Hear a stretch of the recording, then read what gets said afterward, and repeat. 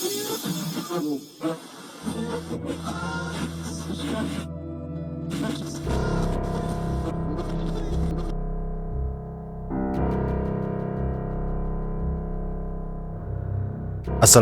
warahmatullahi wabarakatuh.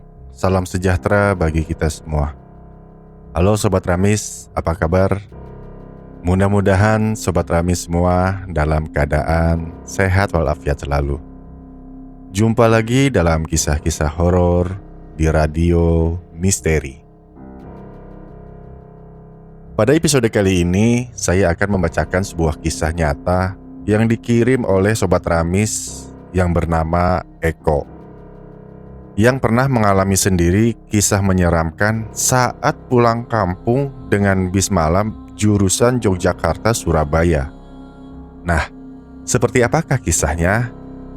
Mari kita ikuti kisah selengkapnya. Namun, sebelum itu saya ingatkan kembali kepada Sobat Ramis semua, jangan lupa untuk selalu mensupport channel Radio Misteri dengan subscribe, like, dan share. Dan saya juga ucapkan bagi Sobat Ramis yang sudah subscribe channel Radio Misteri.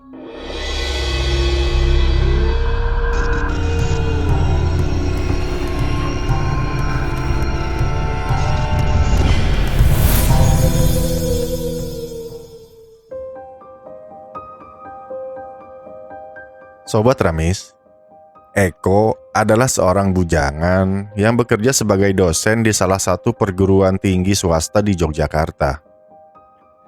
Eko sendiri tinggal di Surabaya bersama ibu dan seorang adik yang masih duduk di bangku SMA. Setiap Jumat malam, Eko pulang ke Surabaya dengan menggunakan bis malam. Eko sengaja pulang ke Surabaya menggunakan bis malam supaya ia bisa beristirahat di perjalanan. Setelah kematian ayahnya, Eko kini menjadi tulang punggung bagi keluarganya. Dan semenjak ayahnya meninggal beberapa tahun lalu, sang ibu mulai sakit-sakitan. Dan hal ini membuat Eko harus pulang pergi Surabaya setiap minggu untuk menengok ibunya.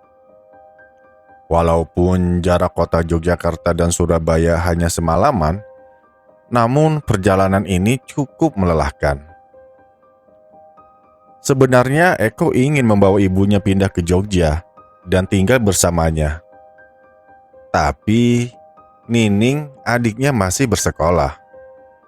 Dan Nining tidak mau diajak pindah ke Jogja. Dan akhirnya Eko pun mengalah. Ia rela pulang pergi Jogja Surabaya setiap minggunya. Dan karena hal ini sudah berlangsung beberapa tahun, sehingga Eko tidak merasakan hal ini menjadi suatu beban yang berat. Nah, Sobat Ramis, Jumat pagi seperti biasanya, sebelum berangkat mengajar, Eko menyiapkan pakaian dan beberapa kebutuhan untuk persiapan pulang ke Surabaya nanti malam.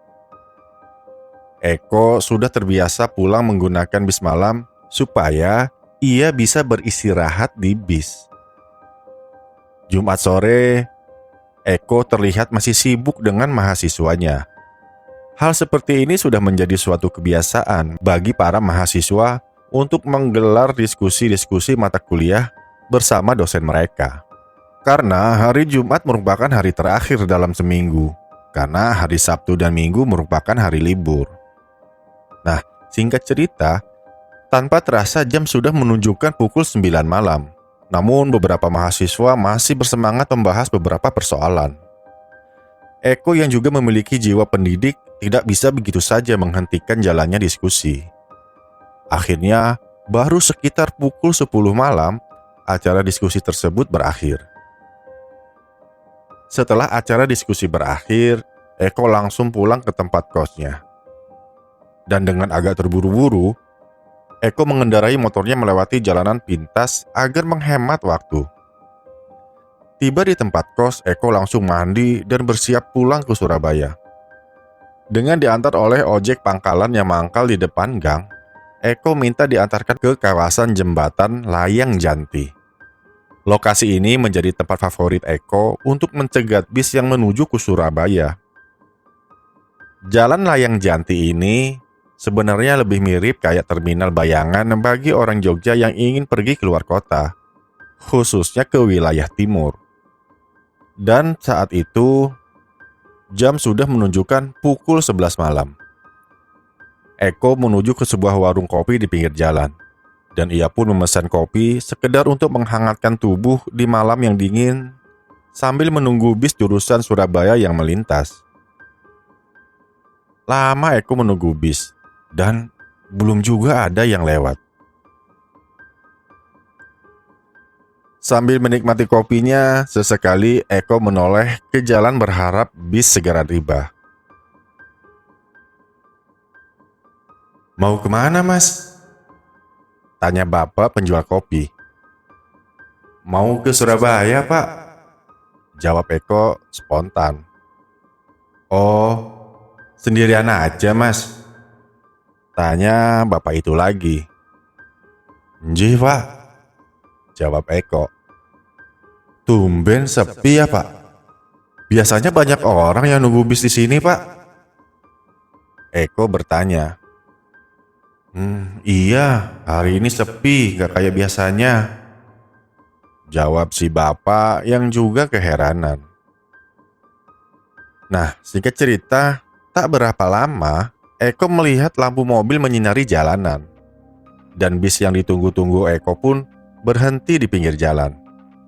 Eko segera membayar kopinya, kemudian bergegas naik ke dalam bis yang ternyata cuma ada beberapa orang penumpang saja. Lalu, Eko pun memilih tempat duduk di bagian depan. Dan tidak lama kemudian, bis itu pun jalan kembali. Pikir Eko, tumben bisnya kok langsung jalan. Biasanya, bis kalau dalam kondisi kosong akan lama berhenti karena menunggu penumpang lainnya. Tapi bis ini tidak menunggu. Setelah Eko naik, bis langsung jalan. Eko memperhatikan penumpang lainnya yang duduk di bagian belakang bis sambil merapihkan tasnya. Dan semuanya dalam kondisi tidur, termasuk satu anak kecil yang duduk persis di belakang tempat duduk Eko. Eko merasakan ada sesuatu yang janggal dalam perjalanannya kali ini. Biasanya, kernet bis berdiri di pintu sambil memperhatikan calon penumpang lainnya yang berdiri di pinggir jalan. Tapi, kernet bis yang satu ini terlihat santai duduk di tangga depan pintu tanpa melakukan apa-apa. Ia hanya duduk seperti sedang menikmati perjalanan tanpa berkeinginan mencari calon penumpang lagi. Sang sopir pun terlihat santai menyetir bisnya. Padahal, kita tahu kalau bis ekonomi sebentar-sebentar berhenti untuk mencari calon penumpang. Begitu juga penumpangnya yang hanya sekitar 6 orang tersebut, semuanya tidur. Hal ini sangat tidak lumrah. Apalagi Eko setiap minggu pulang ke Surabaya. Belum pernah ia melihat suasana seperti ini. Tapi Eko yang sudah lelah itu tidak mempedulikan suasana di dalam bis tersebut. Akhirnya Eko mengambil posisi untuk tidur di tempat duduknya. Nah, belum juga Eko tertidur, tiba-tiba tangannya dicolek oleh kernet bis untuk menagih ongkos. Tanpa mengucapkan sepatah kata pun, kernet tersebut hanya menyodorkan tangannya meminta ongkos kepada Eko. Eko segera mengambil uang dari sakunya, uang pecahan 100.000 dan memberikan uang itu pada sang kernet. Tak lama kemudian kernet tersebut memberikan uang kembaliannya kepada Eko. Tanpa menghitung lagi jumlah uang kembalian tersebut, Eko langsung memasukkannya ke dalam saku celananya. Setelah itu, sang kernet pergi ke tempat tadi dia duduk. Eko memperhatikan kernet tersebut dengan penuh tanda tanya. Biasanya, kernet bis selalu bertanya, turun di mana? Karena setiap penumpang turun di tempat yang berbeda-beda, dan itu berpengaruh pada jumlah ongkos. Eko penasaran. Ia mengeluarkan lagi uang kembalian ongkos tadi dan menghitungnya. Jumlahnya sama, seperti biasanya. Padahal Eko tidak menyebutkan di mana ia akan turun. Eko yang biasanya tidur pulas di bangku bis, malam itu ia tidak bisa tidur. Seperti ada rasa khawatir dan sedikit merasa aneh dengan suasana perjalanan kali ini. Entah mengapa batinnya seperti tidak nyaman.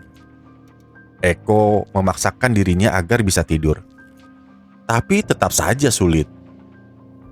Nah, karena tidak bisa tidur, Eko lalu mengambil buku dari dalam tasnya dan membaca untuk sekedar menghilangkan kejenuhan selama di dalam perjalanan.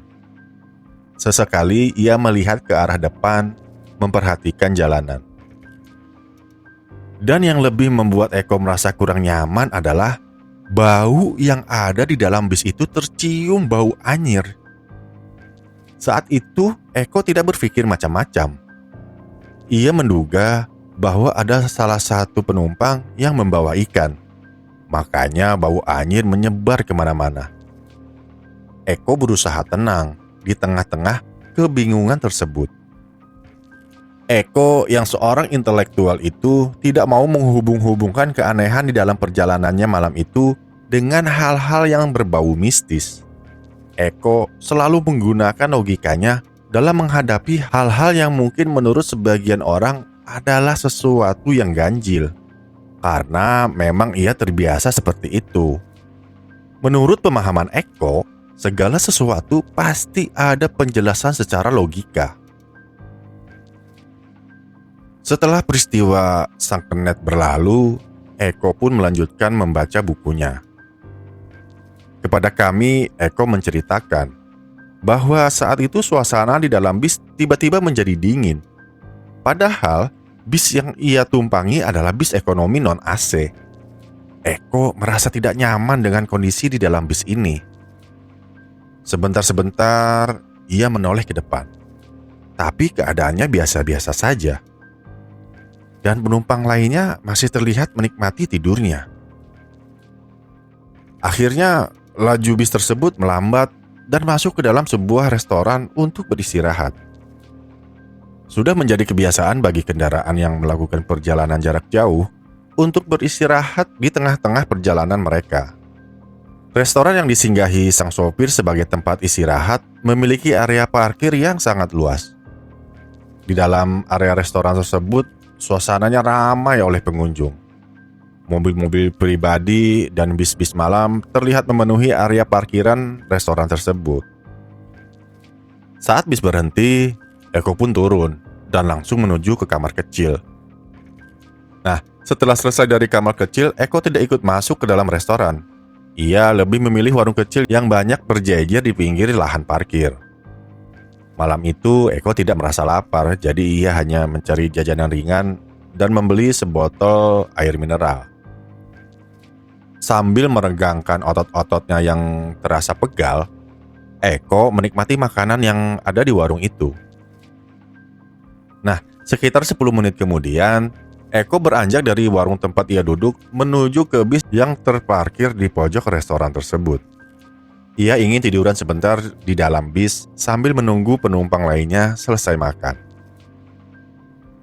Begitu tiba di tempat bisnya terparkir, Eko tidak melihat bis yang tadi ia naiki. Nah, kemudian ia mencari ke tempat lain. Mungkin supir bisnya memindahkannya ke tempat lain, pikir Eko. Sampai 2 kali Eko mengelilingi area parkir restoran tersebut, tapi bis yang ia naiki tadi tidak ada. Lalu Eko berinisiatif menghubungi bagian informasi restoran tersebut dan menanyakan keberadaan bis yang ia naiki. Saat berada di bagian informasi restoran, Eko menanyakan kepada petugasnya tentang bis yang ia tumpangi tadi. Petugas yang berjaga di meja informasi mengatakan bahwa bis yang dimaksud tidak terdaftar di sana. Eko tersenyum mendengar keterangan dari petugas informasi tersebut. Ia berpikir kalau petugas tersebut sedang bercanda. Eko berusaha mendesak petugas informasi tersebut dan mengatakan, "Jangan bercanda, Mas." Tapi petugas informasi itu berusaha meyakinkan Eko dengan memperlihatkan catatan mobil-mobil yang masuk ke area restoran berikut nomor polisinya.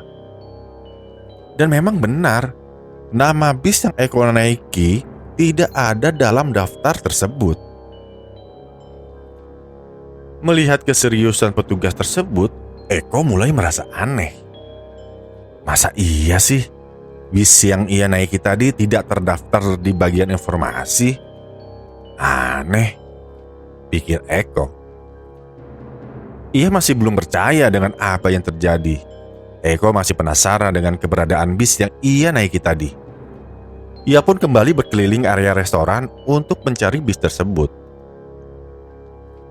Akhirnya, Eko kembali lagi ke warung tempat ia duduk tadi dengan perasaan kesal. Melihat Eko yang terlihat kesal, seorang wanita setengah baya penjaga warung itu bertanya, "Ada apa, Mas? Kok kelihatannya kesal gitu?" tanya ibu pemilik warung. "Iya, Bu, gimana nggak kesal? Bis yang tadi saya naiki sudah nggak ada. Padahal baru 10 menit saya turun," jawab Eko dengan nada menggerutu. "Emang tadi Masnya naik bis apa?" tanya si ibu lagi.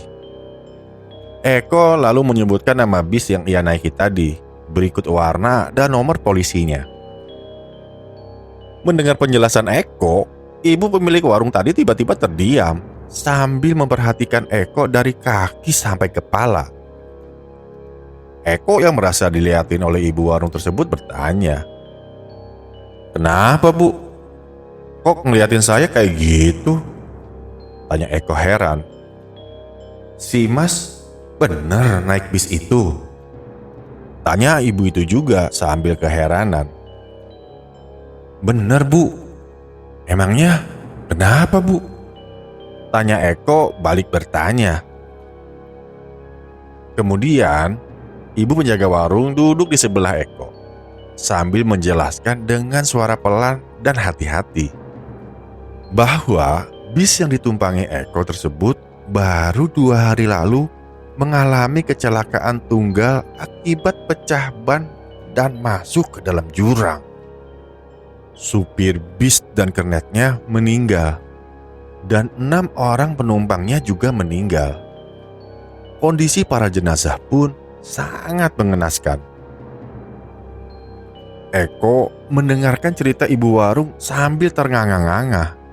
Eko yang tadinya selalu berpikir dengan logika, agak sulit mempercayai cerita si ibu warung. Batinnya bergejolak antara percaya dan tidak. Suatu hal yang memang sangat sulit untuk diterima oleh akal sehat. Dalam kebingungan itu, tiba-tiba datang seorang bapak-bapak yang ternyata suami dari si ibu warung tadi. Si bapak itu tadinya hanya diam mendengarkan istrinya bercerita. Namun, melihat gelagat Eko yang seperti tidak percaya, akhirnya ikut menambahkan bahwa peristiwa kecelakaan bis yang merenggut banyak korban jiwa itu memang benar adanya. Bahkan, bapak itu juga mengatakan bahwa ia ikut membantu para korban dari dalam bis yang mengalami nasib naas tersebut. Kemudian, bapak itu menceritakan bagaimana kondisi para korban dan ciri-ciri supir dan kernetnya. Dan semua yang digambarkan oleh si bapak itu sangat mirip seperti supir dan kernet bis yang Eko naiki tadi. Tapi, bagi Eko sangat sulit untuk menerima dengan logikanya. Eko masih berpikir kalau itu cuma kebetulan saja. Bagaimana mungkin bis yang kondisinya sudah hancur bisa jalan lagi? Nah, sambil makan gorengan dan lontong isi, Eko mendengarkan si ibu dan si bapak bercerita mengenai kecelakaan bis itu.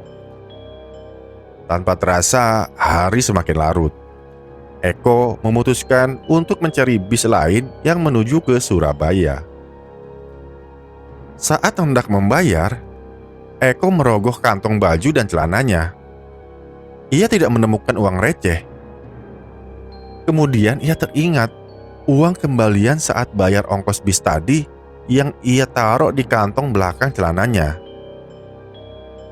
Saat Eko mengeluarkan uang dari kantong tersebut, dan alangkah kagetnya ia begitu tangannya mengambil uang dari saku tersebut yang ternyata hanya sobekan-sobekan kain dan bernoda darah.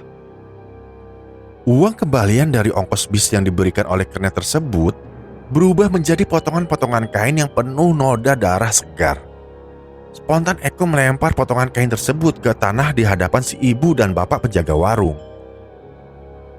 "Kenapa, Mas? Apa itu?" tanya si ibu warung kaget. "Gak tahu, Bu. Itu tadi uang kembalian dari kernet bis yang tadi saya naiki," jawab Eko gugup. Si bapak warung memungut kain tersebut dan memperhatikannya sambil membolak-balikan kain yang bernoda darah itu. Si bapak tiba-tiba teringat saat ia menolong korban kecelakaan bis. Menurut si bapak, warna sobekan kain ini mirip dengan salah satu korban kecelakaan. Nah, mendengar penjelasan dari si bapak penjaga warung itu, tiba-tiba muka Eko menjadi pucat pasi. Tubuhnya oleng karena terasa lemas. Si bapak spontan merangkul Eko dan mengajaknya masuk ke dalam warung. Eko terduduk lemas sambil memperhatikan kain yang penuh bercak darah yang ia keluarkan dari dalam saku celananya. Eko duduk termangu tanpa bisa berkata sepatah kata pun. Entah apa yang ada dalam pikirannya. Logikanya sendiri tidak dapat menjelaskan apa yang baru saja ia alami itu. Si bapak warung memberikan sebotol air mineral untuk menenangkan Eko yang kelihatannya sangat syok. Dan setelah memberikan air minum, si bapak pun kemudian pergi. Nah, tak lama kemudian bapak itu datang lagi bersama seseorang. Ternyata orang tersebut adalah kernet bis. Kemudian si bapak menitipkan Eko kepada kernet tersebut untuk dinaikkan ke dalam bisnya yang juga menuju ke Surabaya. Dengan langkah lesu, Eko berjalan menuju bis sambil ditemani oleh si bapak warung. Dan memastikan Eko baik-baik saja sampai ia duduk di bangku bis. Nah, Sobat Ramis, itulah kisah yang dialami oleh saudara Eko.